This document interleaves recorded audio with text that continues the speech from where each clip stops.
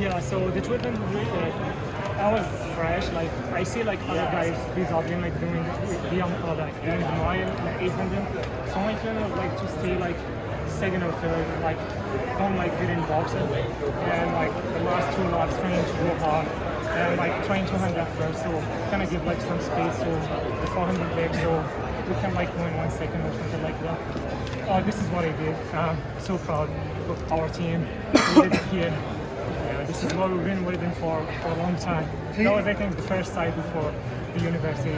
I'm so proud to be a part of this team. So you gave him a big leg. You running scared out there? What were you thinking? Oh man, I was just excited. Before I gave me the best lead anyone I could ask for. I was just very excited just to get the lead off. And it was, it's nothing new. I ran by myself. At Big 12s. And I think I did a good job. Keeping that same pace and even making a bigger lead for one. So I just appreciate just the team. Everyone. We're very, very excited to be in this position, and I'm just glad. We left here with some hardware.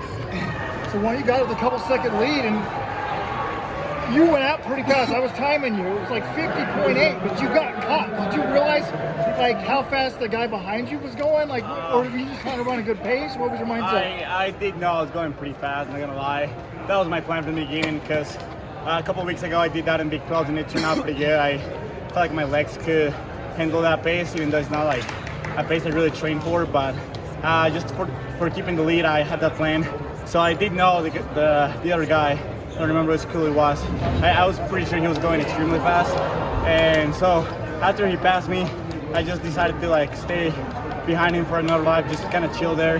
And with the lap to go, I was like, all right, it's time to go. I feel like I had the legs, and that's just what I was right, and it turned out pretty good. And well, after that, it was just about this man. So.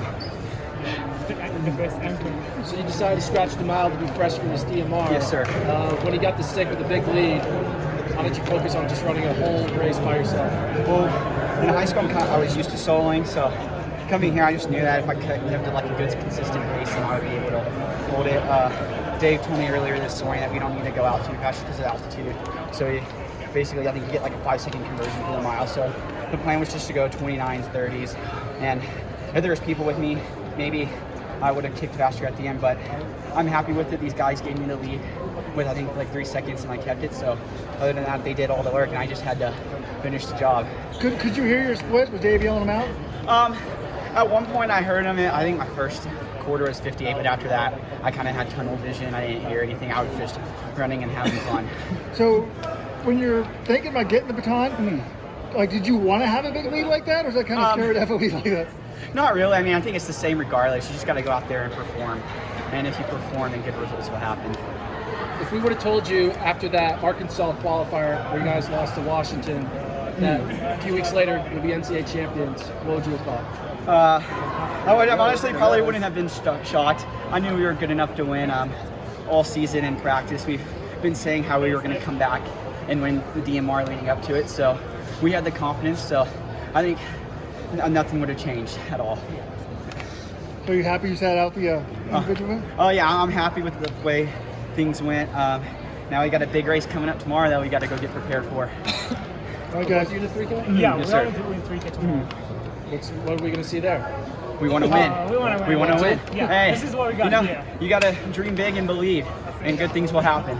So we'll see. We see what's going to happen tomorrow, yeah. We're just going to go with the flow. Yeah. See how it is. You running 3K? No 3K over here. No 3K. I'm You done. just take it Our everybody, two ways to make up how it's take it easy on everybody else. Juan Diego, obviously you've been a part of a lot of great memories on this relay and whatnot. But like, just how passionate were you, to with these guys and with Dave and stuff like that to be like, hey, one group got the collegiate record, but I want to be part of this group that wins the national title. My teammate Hafez, yeah, he was the one who was in the collegiate record. He's my teammate. We train together every day. He's just as good or better than me, honestly. It just came down to a matter of who was the fittest this day, which is just something pretty much is very hard to control. So I just knew I had to do my part, even though I was not part of that collegiate record team. And I just took that responsibility, and I just trusted my abilities. I've been training pretty good. I actually had very good results this past Big 12 championship. So I just thought that I had to trust my feet as my coach, my teammates, and that's just how I win. And how motivated were you on that last lap to make sure that you got him in front because he likes to be in front? No, I mean, as I'm saying, that's the plan I had. I was expecting to get that baton on the lead. We thought I was gonna get in first place, so I already knew what I was gonna do. I was focused and just I knew I was gonna have to go on my own and go fast, and so that motivation was already there, and just from that preparation, I feel like I was sort of ready to go. Just in terms of the interchangeable parts of the team, right? You know, but I mean, obviously there's a lot of options, and they're not just distance options, right? How special is this? It's just special, you know. I have a big group, because interchangeable could change out. DJ, was on the collegiate record, and my coach made, the executive decision just to have me run, DJ, who's a part of the team last year, and, it's a great opportunity, we have many people, can switch in and out, we can still, get out here and get a win. So I'm very thankful just to be out here, and thankful for my coaches and everybody. Everybody gets a piece of the pie, Ryan. Just again, a testament to the versatility, right? Like you told me, there could be 10 different permutations of this group, and you go in with just as much confidence every time. How special is it that whoever Dave has to face, and, to line up, that you guys are going to take care of business? Yeah, it's very special. We have a group that believes and works really hard, and we all feed off of each other's positivity. And at the end of the day, that leads to great success overall. And Fawad, very, very few people, that get their cake and eat it too. You got the collegiate record and you got the title, right? Yeah. I mean, how special is that? Yeah, we had a wheel card before coming here, collegiate talker. That's gonna give us some more confidence. So the plan was kind of staying second or third and see how the pace gonna go. So I know I was fresh. I was kind of ready to run whatever the pace was. So the plan was kind of give some space to the 400 day so he can run comfort and by himself.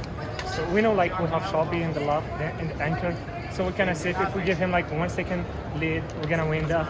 This is why we came here, and I'm so happy to win. 100%. Oh, yeah. Take care of business, Yeah. guys. Can you Thank you. Thank you, sir. Thank you. Thank you so much, sir.